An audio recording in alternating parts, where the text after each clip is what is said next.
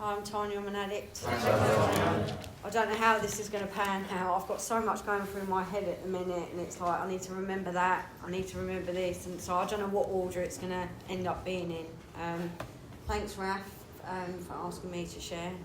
It's good to be back. I've only been to this meeting before once, so it's nice to be back and to do a main share, even though my nerves are really going.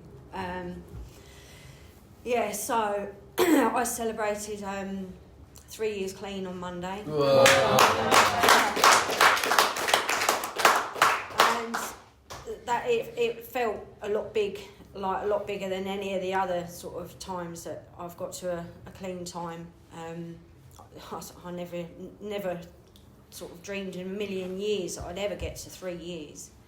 I was someone who used for just over 25 years in all. And, it didn't matter whether it was drink, drugs, prescription drugs in the end or anything like that. It just got to a point where I couldn't get enough and I couldn't stop. I'll go back to the beginning a little bit. There was me and my sister and my dad wasn't very nice to my mum when I was younger. He was quite violent at times, wasn't exactly nice to me and my sister either. And they divorced when I was about 7. But I think by then, where there was so much going on being a young child, trying to understand things and everything, I look back and I realise now that I'd internalised a hell of a lot, of my emotions and stuff. So I started to be a lot in my own head.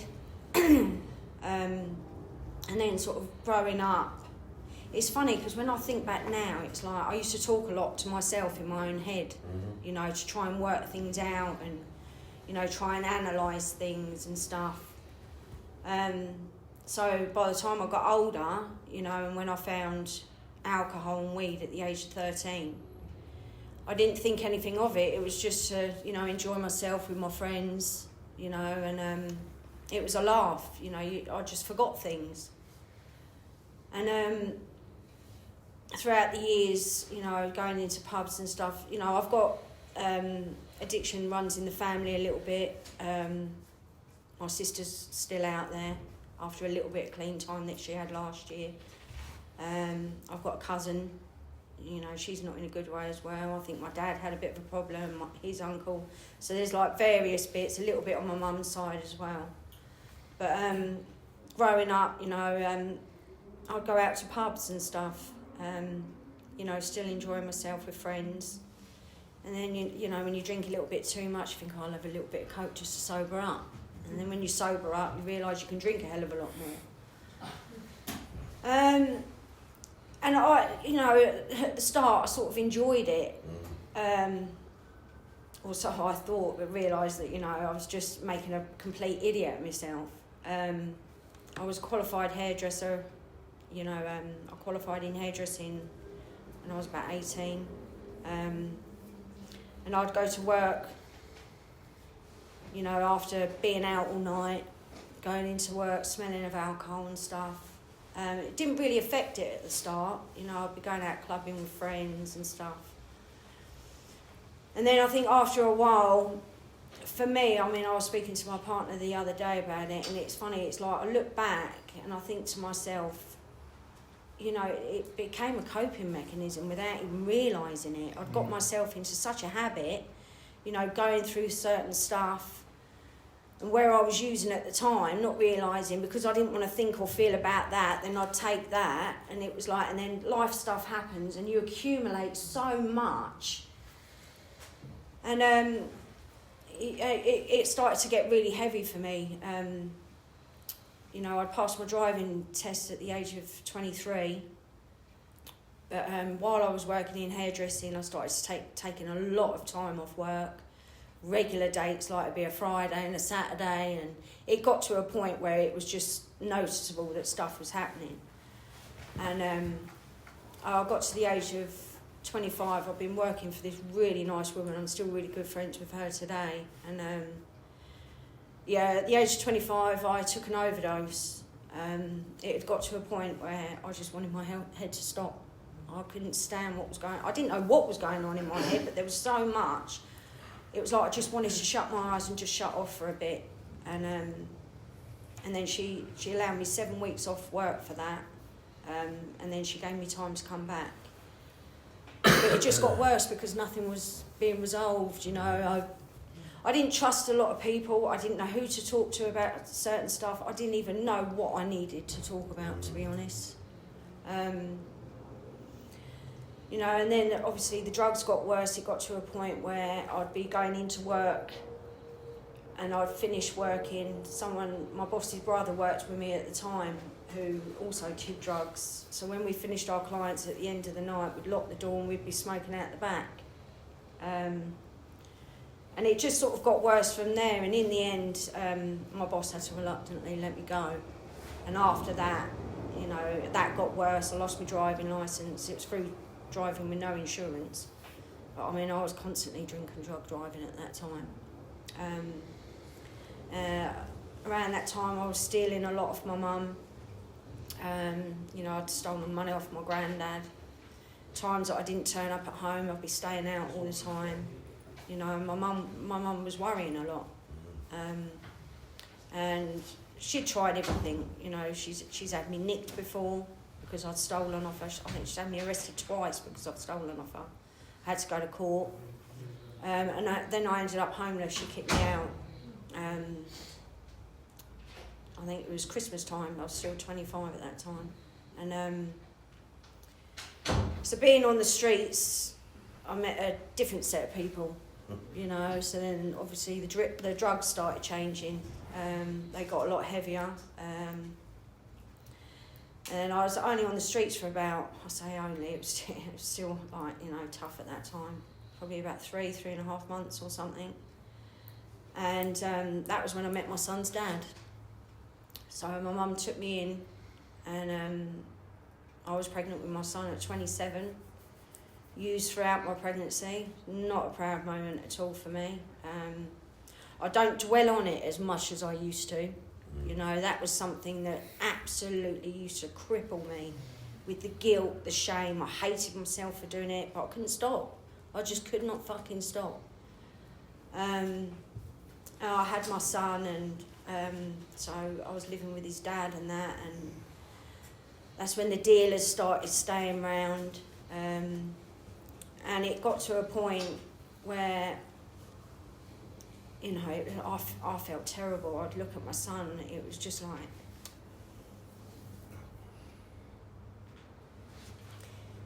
I was not the mum I thought I would be, you know. And so then social services ended up getting involved, and he had to go and live with my aunt and uncle. Took him on at the age of 4.5, and that destroyed me. Absolutely destroyed me. Not long after that, I remember it was the first time I'd gone to a meeting. A friend of mine that I used to use with many years ago, I'd never heard of any meetings, never heard of NA, never even heard of AA. But he'd mentioned about CA to me, and he used to come round to my mum's quite a lot to, you know, he got himself clean, and, you know, and I remember him saying to me once, he said, "Are you using against your will?" I thought, what the fucking hell does that mean? I thought he meant, is my partner forcing me to use? And then, you know, I carried on using, and, you know, I think it must have been a good sort of near on a year of me not having my son. And I'd go to these meetings. I didn't really listen because, you know, to me, there's that pain. I've never felt pain like that of not having my son. I'd go to the meetings, I'd cry my eyes out throughout the whole lot, and then I'd go straight home. But I'd go straight home and use. Every time I went to a meeting, I'd use before I went to the meeting, cry my eyes out, say what I had to say, and go back home and use again. So I didn't listen to anything. You know, I didn't sort of associate with anyone. And I did quite a lot of that. And I remember my son's dad coming with me for a little while, but then he stopped. But I kept going on my own. So I've always tried, you know. But then it fizzled out, and I just stopped going. And you know, there was a time I used to go to church quite a lot. You know, they always sort of tried to help me and everything. And I remember I'd be sitting in my son's room. I'd be crying my eyes out, sitting there smoking, doing drugs. But I remember the AA book my mate had given me and the Bible, you know, and I'd be reading it and I'd be sitting there for like 3 or 4 hours. And I remember reading out this Bible, not understanding half the words it was. But I do remember when I got through some of the pages, I remember thinking, I think I've just read that. But not realising that it's repeated, but it's written a little bit different. So anyway, it got ridiculously worse. You know, to a point where I was just living in constant fear, constant paranoia of when I'm next going to be raided, when is the next time someone's going to come around and rob the dealer that I've got sitting there. You know, I've even been out and sold drugs with my son with me. I've even smoked when my son's been in the car to go and pick it up. And then it got to a point where I'd had enough. You know, I was going out, I was, you know, robbing out shops, stealing a hell of a lot. I was being arrested for theft a lot. And it had got to a point where it got too much. And I remember sitting on the bottom of the stairs, and I was ill at that time. You know, I was waiting for my friends to come round to drop some gear off and that. And I remember sitting on the stairs and I'd scared myself so much. I thought, I'm going to kill myself in a minute, because it was like I didn't know what to do. I remember opening the front door, just wanting to run as far as I could. But knowing at the end of wherever it was I'd run to, I'm still left with myself. But I never understood any of this, you know. And so my mum helped me at that time. I reached out for help, and that was in 2017, and my mum paid for me to go to rehab. I was there for 28 days, and I used as soon as I got out. You know, I'd always used with my sister. I stayed around my sisters, and I carried on using for another 6 years. I was in a relationship with someone that I'd met into that rehab, you know, because I'm originally from Hertfordshire, and the person that I got in the relationship with lived in Essex, so that was how I ended up in Essex. And at the end of those 6 years of using and that, it was like, it didn't matter what drug I did, it was like really not working. But I felt something starting to change in me, and I remember thinking, I cannot fucking do this anymore. I'm thinking the same thoughts of the guilt, the shame and everything like that, and it was like, you know, I just stopped seeing my mum. I stopped seeing my whole family for 6 years, and even my son, you know. And so I decided I needed to go back to rehab, but I knew it was for longer. I knew I had to, and I had to be taken out. So I did 3.5 months. Thank you. So I did 3.5 months of that. And when I came out, I knew what I hadn't done before. I needed to get stuck into the meetings. I did quite a lot of meetings when I was in that rehab.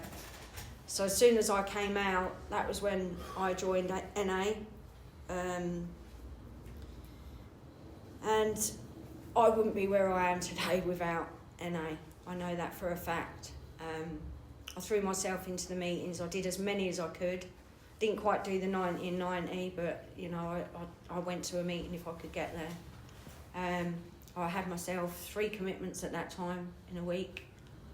At 3 meetings, sorry. I just started my step work, and I'd got to, I think it was just under 9 months clean, and that 6-year relationship ended. I felt absolutely lost, because I didn't know anybody. I didn't know anybody else. You know, I had no family here. My mum lives out in Spain.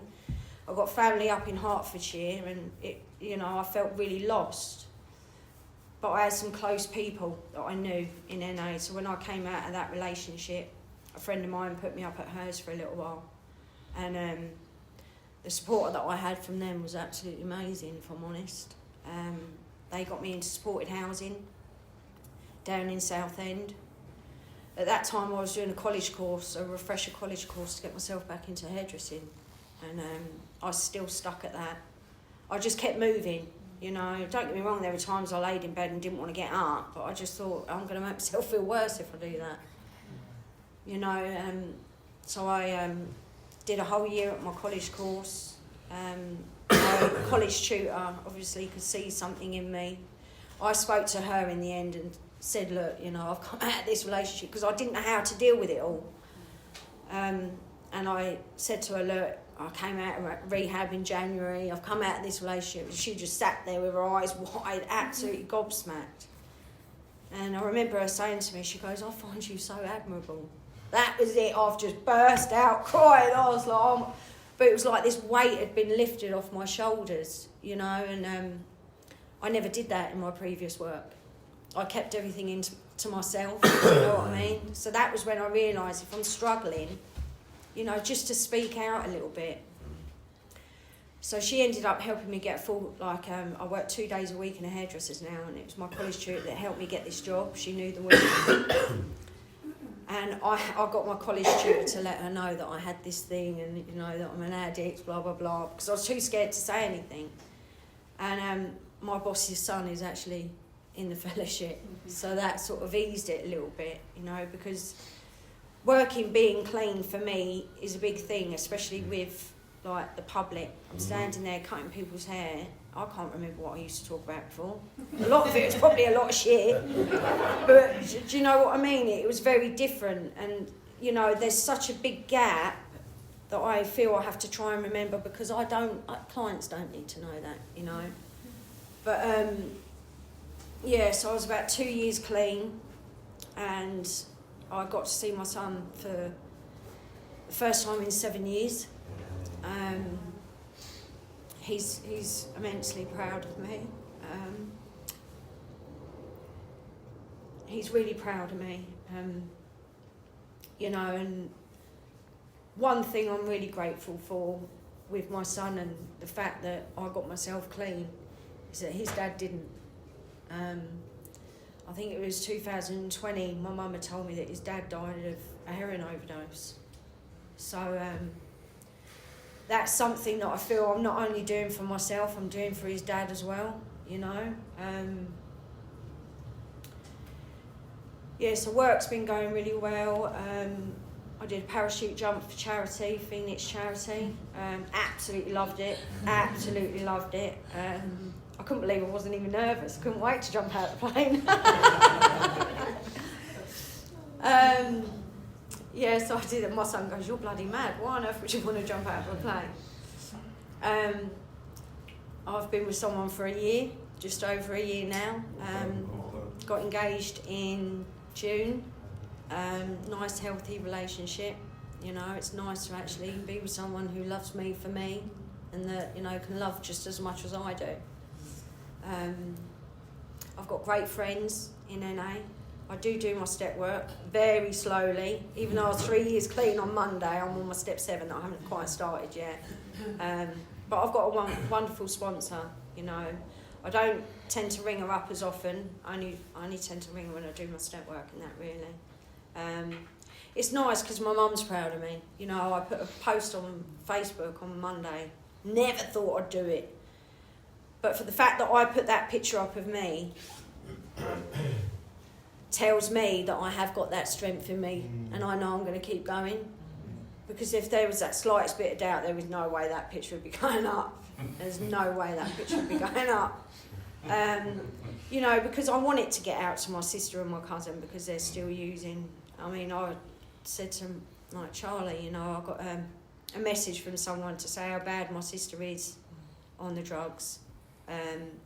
I'm not friends with my sister on Facebook for various reasons, you know. I used to use with her for a lot of years. She still associates with the same people and I'm away from all of that.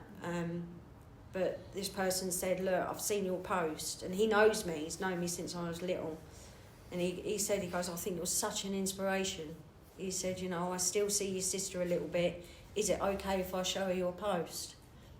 And I said, yeah, you know, of course you can. But for me, this stuff it saved my life. It did, especially more so in the early days, and I do understand why people say, 90 meetings in 90 days, because life stuff does happen, life does get hard. My grandparents are elderly, they live out in Spain as well, and it's nice because I can make the time for it, I mean, I've even started doing, I did this driving course. I haven't driven in 20 years, so I did a driving course that I was driving for 4 hours for 4 days. By the time I got to my driving test, I was fucked. I was so drained and so tired. My nerves completely overtook. First 5 minutes, I failed. I absolutely cried my eyes out. But 2 days later, I put in for my driving test again. And that's happening next year. But I'm one of those... it's not out of ego. I know I'm someone who's strong. I know there's a lot of strength in me. I don't feel it sometimes, but I tell myself I am strong, and I push myself a lot. Sometimes a little bit too hard. I am a little bit of a perfectionist. I'll try and get everything right first time. But, sometimes I could try that a little bit too hard to the point where I exhaust myself, but... I don't really know what else to say. I feel myself getting really hot because I know it's getting towards the end now. But yeah, I'm just really grateful for this stuff, because the step work, I learn a lot about myself. It does interest me. I am intrigued by it all, which keeps me in it, because I want to know. So I'm just grateful. I'm grateful for all the friends that I've got. Grateful to be asked to share. I love Raf to bits, absolutely love him to bits. He's done really well himself, so you're someone that I really admire, in everything that you've done. But yeah, I'm just grateful. I'm grateful to be here, so thank you very much. Thank you.